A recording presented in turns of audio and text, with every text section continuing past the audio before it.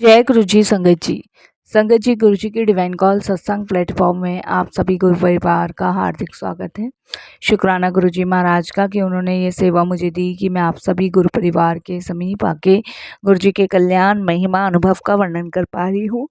अनंतम शुक्राना मेरे गुरु जी महाराज का। संगत जी, आज का जो सत्संग मैं आपके साथ शेयर कर रही हूँ, दिव्या आंटी का सत्संग है। बहुत ही प्यारा सत्संग है, ब्लेसिंगफुल सत्संग है।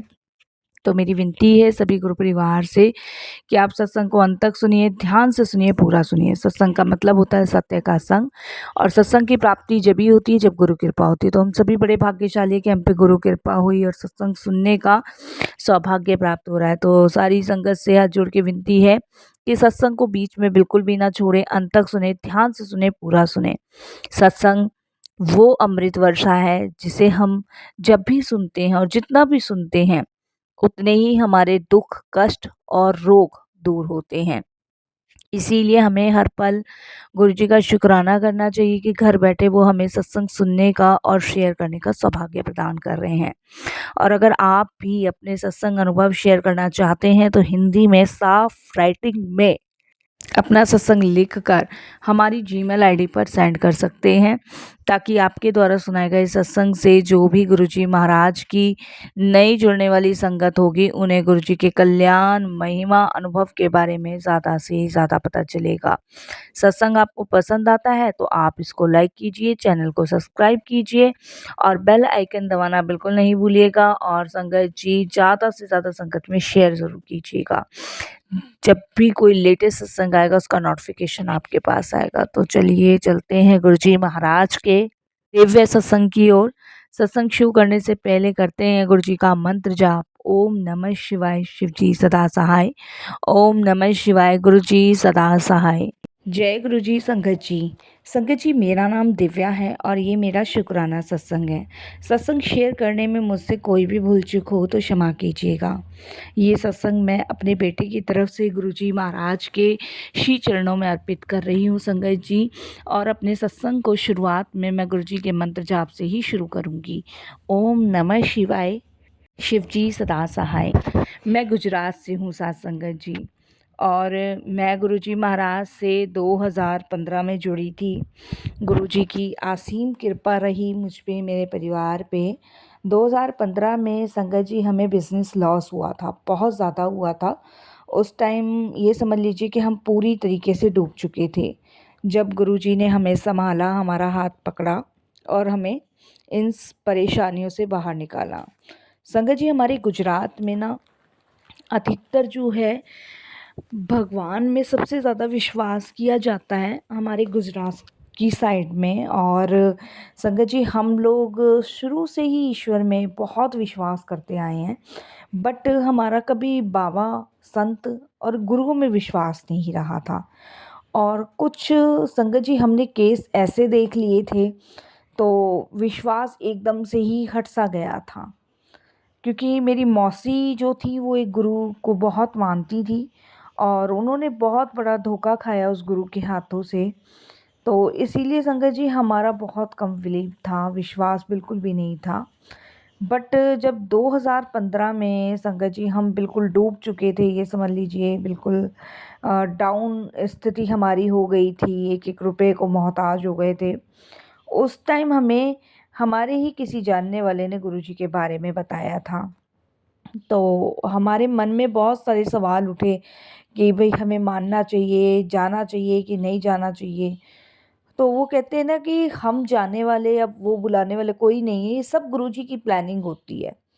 गुरुजी की प्लानिंग होती है किसको कैसे जोड़ना है, किसको कैसे अपने पास बुलाना है, किसका कैसे कल्याण करना है, किसको कैसे ब्लेस करना है। तो ये सब गुरुजी की प्लानिंग होती है, जिसको ना तो हम कभी समझ पाए हैं और ना ही कभी समझ पाएँगे।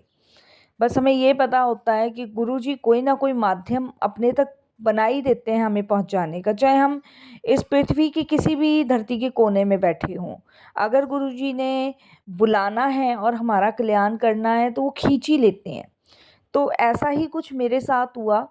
मेरे को जब गुरुजी के बारे में बताया तो एक कान से मैंने चीज़ों को सुना और दूसरे से निकाल दिया। जैसे मैंने आपको बताया कि बिलीव था ही नहीं। बट बार-बार उनके सामने मेरा आना-जाना ही हो रहा था। और देखिए संगत जी, जिन्होंने गुरुजी के बारे में मुझे बताया, वो स्कूल टीचर ही थे हमारे। और अक्सर ऐसा होता था कि संगत जी, उनका जो पीरियड होता था, वो 4th होता था और मेरा संगत जी 3rd पीरियड होता था। तो जब मैं 3rd पीरियड लेने नीचे जाती थी, तो वो ऊपर जाते थे। ऐसा हम लोगों का था। तो बहुत कम आमना-सामना हुआ करता था। बट जब से गुरुजी के बारे में उन्होंने बताया, तब से उनका बहुत ज़्यादा आमना-सामना होने लगा। हर बार उन्होंने मुझसे एक ही बात पूछनी कि आपने सोचा फिर गुरुजी के बारे में, वहाँ जाने के बारे में, मैं आपको स्वरूप दूँ गुरुजी का? तो बहुत बार ऐसे ही वो बातचीत मुझसे करते थे। मैंने कहा हाँ, मुझे टाइम नहीं मिला अपने हस्बैंड से बात करने का, और जैसे ही टाइम मिलता है मैं बात करती हूँ। तो इस तरीके से हमारी नॉर्मल चीज़ें पे बातें होने लगी। तो फिर मेरे हस्बैंड जो थे, वो बहुत टेंशन में रहते थे क्योंकि उनका बिज़नेस बहुत डाउन चला गया था। आप संगत जी, मेरी खाली जॉब से तो कुछ नहीं होने वाला था। घर तो सारा अंकल ही सँभाल रहे थे मेरे।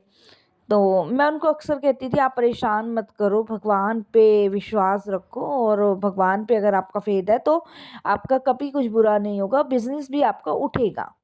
बट मेरे हस्बैंड अक्सर यही कहते थे कि कैसे उठेगा, इतना डाउन जा चुका है, इतने शेयर डाउन गए हैं मेरे, और मैं कैसे इसे उठाऊँ? बहुत सारी उनकी टेंशन्स थी जिन्हें मैं समझाती थी, कुछ मैं उनको आइडियाज़ भी देती थी संगत जी, बट मैं जो आइडिया देती थी वो अक्सर फ़ेल ही हो जाते थे।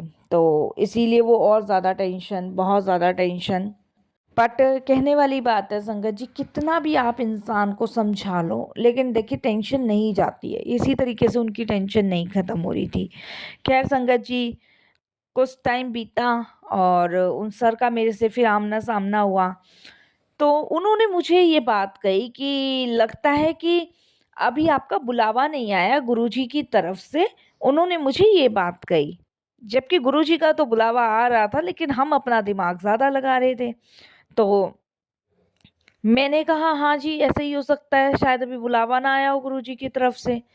तो इस तरीके से हमारी थोड़ी-सी बात हुई। तो उसके 1 हफ्ते बाद उन्होंने मुझे फ़ोन किया और उन्होंने कहा कि दिव्या मैम, हमारे यहाँ ना गुरुजी का सत्संग रखा गया है, मेरे बेटे का बर्थडे है, तो हम कुछ पार्टी ऑर्गेनाइज़ वगैरह तो करते नहीं हैं, हम घर में एक छोटा-सा सत्संग रख लेते हैं, तो आप भी आइए, अपने हस्बैंड के साथ आइए और गुरुजी का आशीर्वाद लीजिए। आपको पता चलेगा कि गुरुजी की महिमा क्या है, गुरुजी के बारे में आपको पता चलेगा और गुरुजी की शक्ति के बारे में आपको पता चलेगा। ये सब उन्होंने हमें कहा। तो मैंने कहा ठीक है।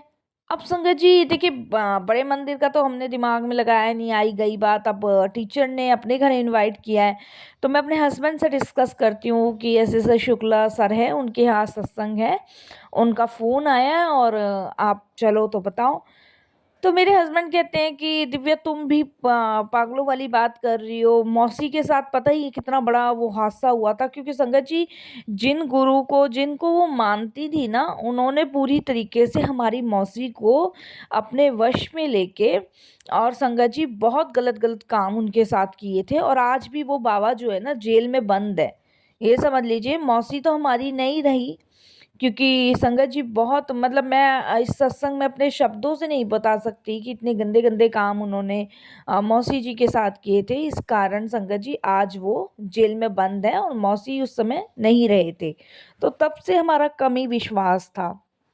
तो मेरे हस्बैंड बोले, तुम्हें पता तो है ही। मैंने कहा चलो कोई बात नहीं, हमें पता है, ठीक है, लेकिन ऐसा तो नहीं हो सकता ना कि एक मछली गंदी हो तो पूरे तालाब में सारी मछलियां गंदी हो। तो मेरे हस्बैंड कहते हैं, भाई मेरा तो मन नहीं है, तुम्हें जाना तो तुम चली जाओ। मैंने कहा शुक्ला सर ने दोनों को इनवाइट किया, अब ऐसे में हम मैं अकेली जाऊंगी, आप नहीं जाओगे तो देखो सारे स्कूल में बातें बनती है और फिर अच्छा सा नहीं लगता। यहाँ संगत जी, मैं अपना दिमाग चला रही हूँ देखिए, बट गुरुजी ने तो कुछ और ही प्लान किया हुआ था। तो संगत जी, फिर मैं अपने हस्बैंड को कहती हूँ, चलो एक काम करते हैं, सत्संग के बहाने नहीं चलते, उनके बेटे का बर्थडे है ना, उसको सेलिब्रेट करने चलते हैं। यहाँ भी देखिए संगत जी, मैंने अपना दिमाग चलाया कि हम गुरु जी के सत्संग में नहीं जा रहे हैं। ये जो संगत जी चीज़ें होती है ना, इसे हम अपने मन को दिलासा देते, शांति देते, और हम वही करते जो हमारे मन को अच्छा लगता है। तो यहाँ मैं और अपने हस्बैंड को दिलासा दे रही हूँ कि हम सत्संग में नहीं जाएंगे, हम शुक्ला जी के बेटे के बर्थडे में चलते हैं। तो मेरे हस्बैंड कहते हैं हाँ चलो ठीक है, अगर बर्थडे पार्टी है तो चलो फिर ठीक है चलते हैं। तो मैं मेरे हस्बैंड बर्थडे पार्टी के लिए गए, सत्संग के लिए नहीं गए। अब संगत जी वहाँ पहुँचे तो संगत जी वहाँ का तो मंजर ही कुछ और था। मेरे हस्बैंड कहते हैं कि भाई डेकोरेशन हो रही है या बर्थडे पार्टी सेलिब्रेट हो रही है, इतने फ्लावर्स ही फ्लावर्स, और इतने फ्लावर्स संगत जी कि शायद मैंने कहीं देखे हो। मतलब घर के बाहर, मतलब फ्लावर्स ही फ्लावर्स, और जैसे जैसे घर के अंदर रखते जाए थे फ्लावर्स के साइड में बहुत सुंदर सुंदर स्टिकर बना रखे थे और बहुत सारी चीज़ें डेकोरेट कर रखी थी। और कुछ लोग हमें कह रहे थे कि आप ना इनके ऊपर पैर मत रखना क्योंकि गुरुजी का वेलकम बैंड होगा। तो हमने कहा ठीक है, और हम लोग अंदर गए। सर हमें देख के बड़े खुश हुए। तो सर कहते कि उस समय सिर्फ संगत जी 5 मिनट थे, उस दिन 5 मिनट ही था, बस गुरुजी के वेलकम बैंड में सब तैयारी हो चुकी थी। और मेरे हस्बैंड चेयर पे बैठे, और मैं अपने हस्बैंड को कहती हूँ कि अब मेरे हस्बैंड तो गुस्सा करने लगे। तो मैंने अपने हस्बैंड को कहा कि आप गुस्सा मत करो, कोई बात नहीं, थोड़ी देर का होगा जो होगा, बस फिर तो बर्थडे पार्टी है और हम बर्थडे पार्टी में आए हैं, हम गुरुजी के सत्संग में नहीं आए। मैं अपने हस्बैंड को कहने लगी, तो गुस्सा थोड़ा उनका शांत हुआ। इतने में मेरे हस्बैंड मुझे कहते हैं अब कोई बाबा वगैरह आ जाएगा और देखो प्रवचन देगा, ये है वो है। मेरे हस्बैंड इस टाइप से बोलने लगे। मैंने कहा अगर ऐसा कुछ होगा तो फिर हम घर चले जाएंगे बच्चे को गिफ्ट वगैरह देके। तो मेरे हस्बैंड कहते हैं हाँ मैं वैसे ही परेशान हूँ और तुम कहाँ ले आई हो, ये इस तरीके से बोलने लगे। तो मैंने अपने हस्बैंड को शांत किया। उसके बाद वेलकम बैंड बजा। वेलकम बैंड जब बजा साथ संगत जी, तो सभी खड़े होकर वेलकम बैंड बजा के गुरुजी का स्वागत करने लगे। अब सभी लोग जितने भी खड़े थे तालियां बजा रहे थे, और कुछ लोग फूल गिर रहे थे दोनों साइड से। लाइनें लगी हुई थी दोनों साइड में, तो फूल गिर रहे थे, बीच की जगह खाली थी। तो मैं मेरे हस्बैंड एक दूसरे को देखने लगे कि यहाँ से कौन गुजरा, कोई गुजरा तो है नहीं, किस पे फूल गिर रहे हैं। और बड़े मतलब हमारे मन में क्वेश्चन से जल गए ये क्या था। और उसके बाद संगत जी वहाँ सब लोग विराजमान हो गए और एक एक करके वहाँ गद्दी के सामने जाके माथा टेकने लगे। तो अब हमें भी करना पड़ा जैसे सब कर रहे थे, और प्लेलिस्ट चल गई। जब प्लेलिस्ट चल गई साथ संगत जी, तब हमें समझ नहीं आई कि ये हो क्या रहा है। हमें कुछ भी नहीं पता था सत्संग के बारे में, कुछ भी नहीं। अब संगत जी सत्संग के बारे में तो हमें कुछ नहीं पता था।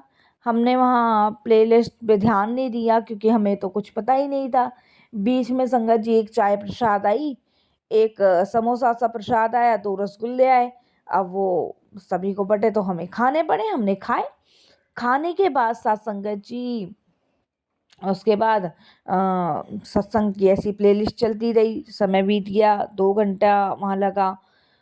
पर इन 2 घंटे में मन जो है शांत होता रहा। जितना मेरे हस्बैंड गुस्से में थे, वो शांति की तरफ चलते गए। शांति मतलब मन शांत होता गया, दिमाग शांत होता रहा और मन लगने लग गया।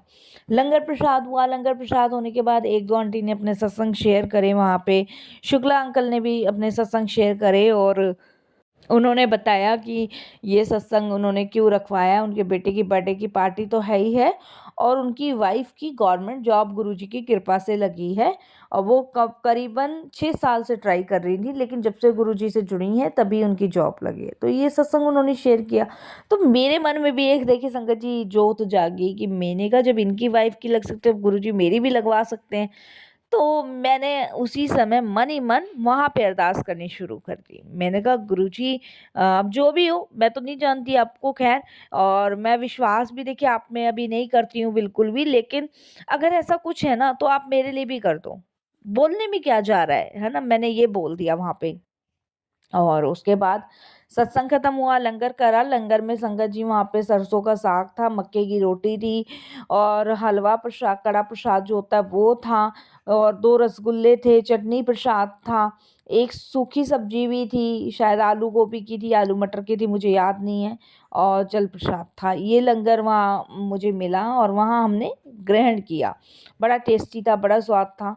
और सत्संग फिर बाद में गुरुजी के सामने ही बर्थडे केक सेलिब्रेट किया गया और वहाँ से हम संगत जी घर के लिए आए। जब हम घर पे आए तो हम बिल्कुल शांत। मेरे अंकल मुझे देखे, मैं अपने अंकल को देखूं और हम एक दूसरे से सवाल पूछे कि ये बात छेड़े या मैं बात छेड़ूं। तो मैं अपने अंकल को बोल बैठी, मैंने कहा बिल्कुल ऐसा लगा जैसे हमें कौन सी जगह पे आके शांति मिली है। देखो वहाँ कोई प्रवचन नहीं थे, प्लेलिस्ट चल रही थी, आंटियों के सत्संग भी हमने सुने।